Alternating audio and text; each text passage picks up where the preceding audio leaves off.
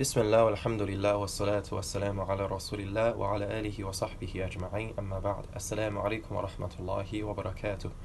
Dear brothers and sisters, many people commented below my previous videos and expressed their shock or surprise in the way that I speak English and Arabic. They praised my English and Arabic, and they were curious to know how did I learn these languages. First of all, Alhamdulillah alladhi allama al-insan al-bayan. Allah subhanahu wa ta'ala said in Surah Ar-Rahman, A'udhu billahi minash shaitanir rajim, خلق الإنسان علمه البيان. He said he created human beings and taught him speech. He taught human beings how to speak. And language is ayah min ayatillah, is one of the signs of Allah. Language is a proof of intelligent design behind the existence of human beings. And if you read the basics of linguistics, especially the concept of universal grammar, you will know what I'm talking about. Linguists basically concluded that language is a uniquely human function. No other animal has the ability to master this complicated system of communication. Only human beings are capable of speaking to each other verbally with arbitrary signs, and understanding each other and comprehending each other and recording history using language. This is a uniquely human function, and it proves the existence of God, basically, because the evolution theory, according to linguists, cannot explain for the formation of language. So yeah, in the beginning I just want to say all praise and gratitude belong to Allah subhanahu wa ta'ala, the only one God who enabled all of us to speak. He also mentioned in another ayah in the Quran that the diversity of languages, the fact that we have so many different languages, is also a sign of Allah subhanahu wa ta'ala, right?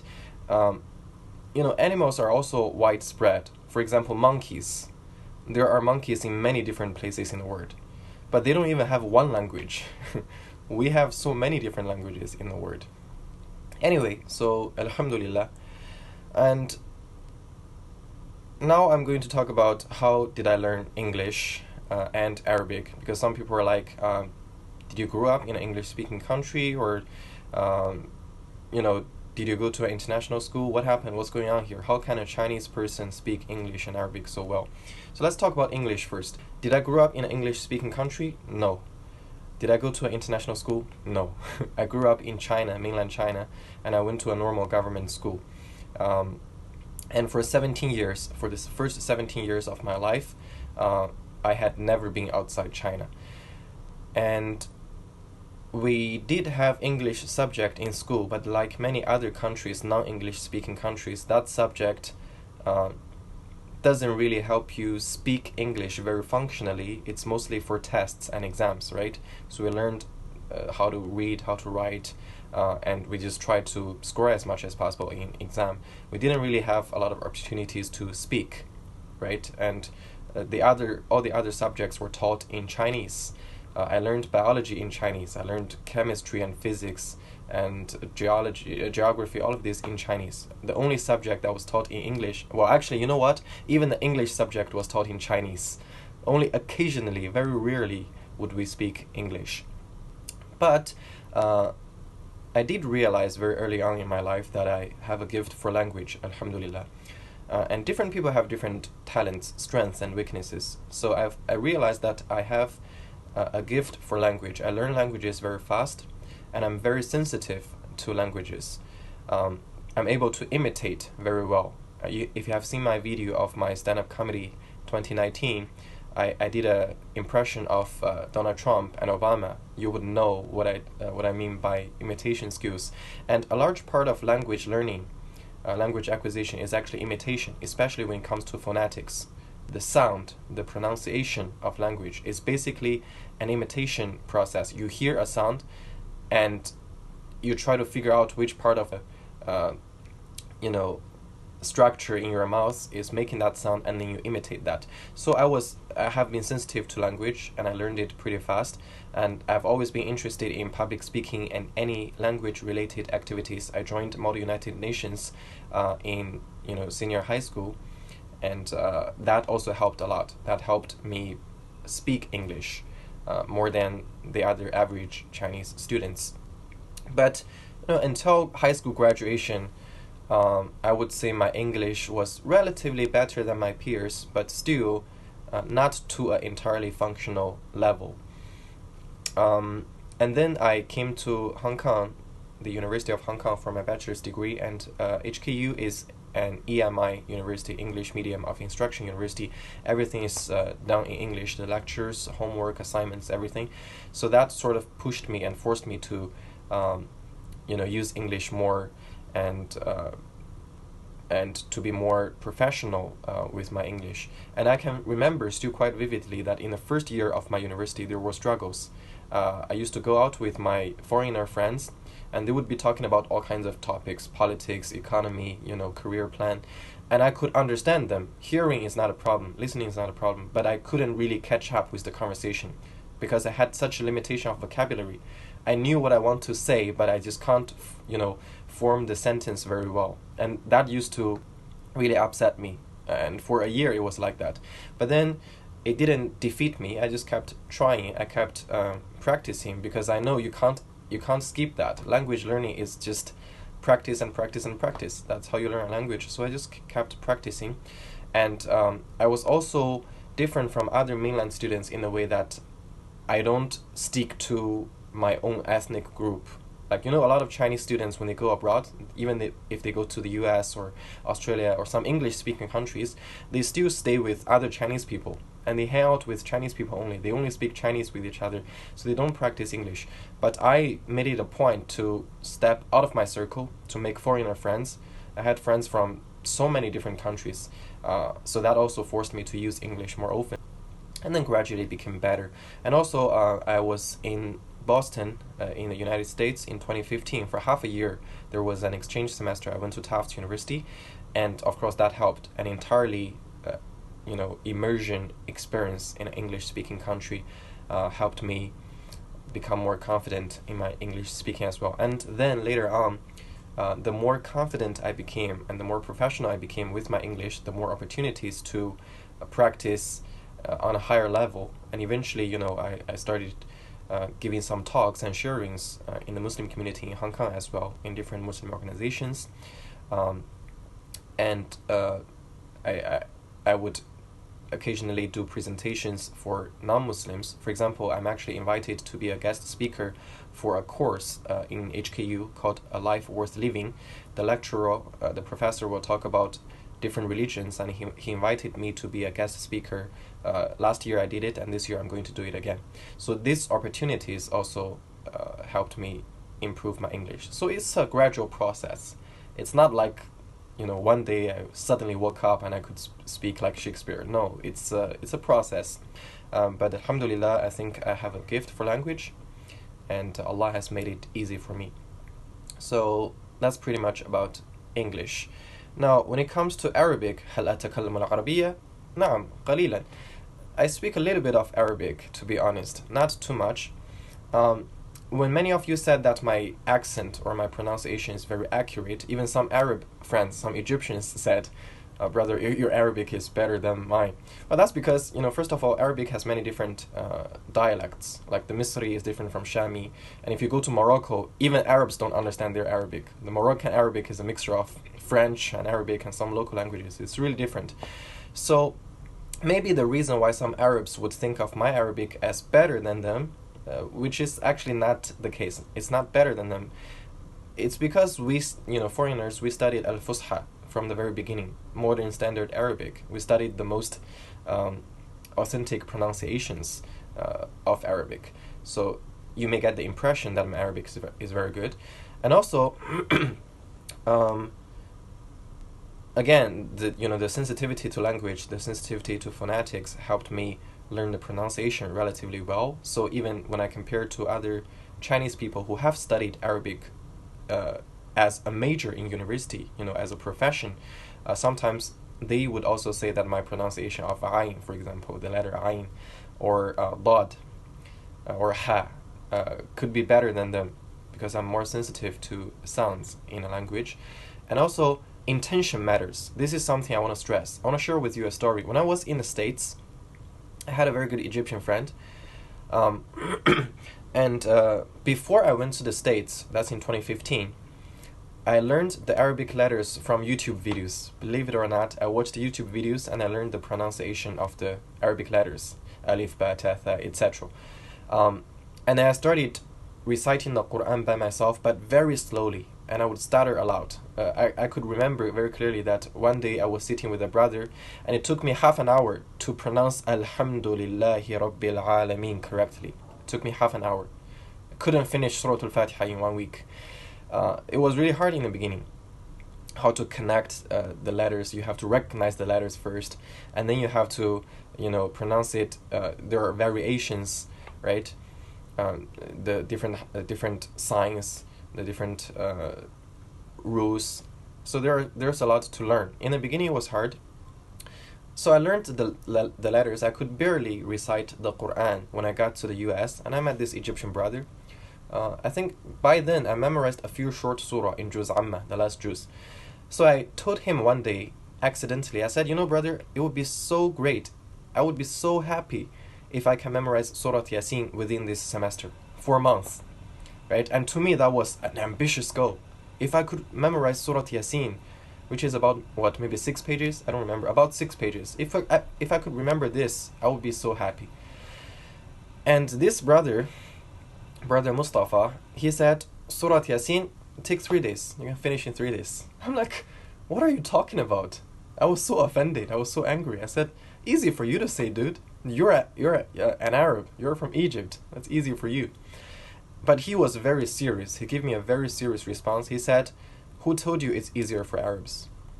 And he also said that easy or hard is not for you to decide. It's entirely in the hands of Allah subhanahu wa ta'ala. فَأَمَّا مَنْ أَعْطَى وَاتَّقَى وَصَدَّقَ بِالْحُسْنَى فَسَنُيَسِّرُهُ لِلْيُسْرَى. Allah says, whoever obeys and is conscious, has taqwa, and confirms the truth, the most beautiful, confirms the revelation and Islam, then Allah will make things easy for them. فَسَنُيَسِّرُهُ لِلْيُسْرَى. Allah said, we will lead them to ease. So Brother Mustafa told me, you don't get to say whether it's hard or difficult or easy. You just do what is right. Start doing it, and Allah will make things easy, inshallah. He told me that, and that boosted my confidence. And I told him that I want to recite, I want to memorize, bits and parts of the Quran. And he said, no, start from Surah Al-Baqarah. Again, I'm like, what are you talking about? That's the longest surah in the Quran. I could barely recite Juz Amma, and you want me to, memorize Surah Al-Baqarah? What is going on? He said, because your goal is not to memorize bits and parts of the Quran. Your goal is to memorize the whole Quran. He set a very high bar for me. He set a very high standard for me. And turned out, that methodology was correct. He encouraged me a lot. And he was a very, very, a very, very righteous friend. He would spare his time. Although he's a PhD student, he was very busy. But every day, he would meet me and check my recitation and help me with memorization. And then I took his advice. I started memorizing from Surah Al-Baqarah. And after half a year or so, I finished memorizing Surah Al-Baqarah. And I pray that, the whatever reward that Allah might give me for memorizing the Quran, I pray that Brother Mustafa also gets a part of it, because he's the one who set me on the path. So, for those of you who have always wanted to memorize the Quran or study the Arabic language, but are so threatened by the difficulty of it, oh, this is so hard, I can't do it, I'll give you the same advice that Brother Mustafa gave me. Just start doing it. Don't worry about whether you can do it or not. That's not your concern. Just do your best. Just start working on it. Where you will get at, your destination is not your concern.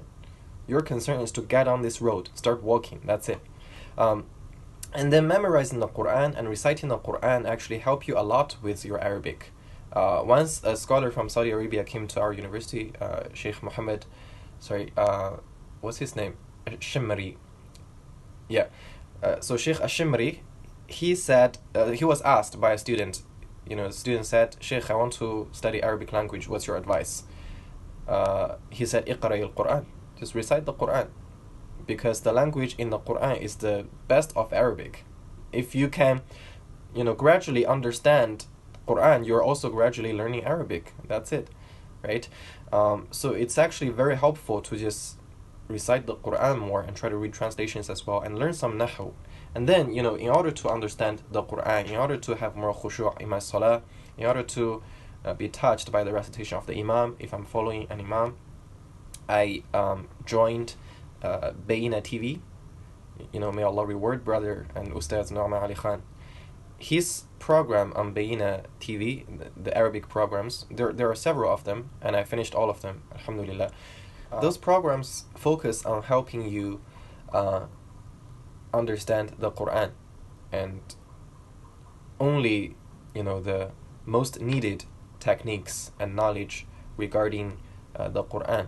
So it doesn't teach you daily conversation, and that is why it might seem that my Arabic is good. It might seem that I can quote ayat from the Quran very easily, but if an Arab comes to me and starts having a conversation with me about what I had for lunch, for example, I wouldn't be able to do it because I never learned for daily conversation that much. I did took 2 courses, one in Tufts University when I was exchanging in the US, so that's Arabic 101, and my teacher was a Turkish, but his Arabic is very good. And then I also took Arabic 102 when I came back to HKU, and then the teacher is Egyptian. So I took only 2 courses of Arabic, which could take you to like a basic grammar level, a basic nahu level, not advanced. But then Bayina TV and their Arabic programs take you to a little bit more advanced level of nahu, but then they don't teach you any conversational Arabic. They don't teach you the vocabulary that you would use in daily life, only the vocabulary of the Quran and the grammar in the Quran. All of the examples are taken from the Quran. So, for me, if I read the Quran now, I can understand maybe 20-30% or even more, depending on which surah it is, which is a very exciting experience. And also when I pray, most of the time I can understand a large part of the imam's recitation. I could relate. And also when I read a hadith, which is also in al-Fusha, in the ancient standard Arabic, I could understand quite a large amount. But when it comes to like news programs or articles in Arabic, more than articles in Arabic, or daily conversation in Arabic, I'm not good at all. I'm quite weak. But this is an area that I do want to work on if I have the chance, inshallah. So that's about Arabic. Yeah, so basically it's learned through a process. Because the day and age we're living in, this media age, gives you fragmented reality, disconnected, decontextualized reality. When you see a Chinese dude speaking Arabic very well and English very well, and you think, wow, it's so easy to him, you don't see the years of work before it. You don't see the sitting alone in a study room watching Bayina TV videos, writing down notes and reading notes over and over again. You don't see those days. You don't see the nights of reciting the Quran with stuttering a lot, stopping at every ayah, taking half an hour to finish Alhamdulillahi Rabbil Alameen. You don't see those days. But all of those constructed to what I have right now, which is still a very basic level of both of these languages. So I guess the idea that I'm trying to give you is that, which is actually a Chinese philosophy. In Western education, they would tell you you're either good at math or you're good at arts. Just pick one. It's something innate. You're born to be good at this or that. It's true to some extent. But in China, the Chinese philosophy is more like everything is hard. You just have to work for it. Math is hard for everyone. You just have to work hard and be diligent. And that is also true in some aspect. In psychology, they have, an idea of so-called fixed mentality and incremental mentality. So the fixed mentality is, I'm not good at this, I'll never be good at this. I just cannot do this, which is really not helpful. The more helpful mentality is the incremental mentality, which is, I'm not good at this right now, but if I learn and if I practice, I will get good at it. The human brain can be rewired. The human brain can develop. You can become good at something if you practice, if you learn it. And for the vast majority of people, concept doesn't even come into the picture. Talent doesn't really come into the picture, because like 80% of a skill can be trained by practice, and only the last 20%, the highest 20% of excellence depends on talent. So don't say I don't have talent for this, I'm not good at this. No, if you do it, you will become 80% good at it. Maybe not the best, but you can do something about it. So hopefully that helps and answers the question, and thank you for watching this video, and thank you for keeping up with the channel. If you want to see any other videos, I'd be happy to see your suggestions in the comments. جزاكم الله خيرا. السلام عليكم ورحمة الله وبركاته.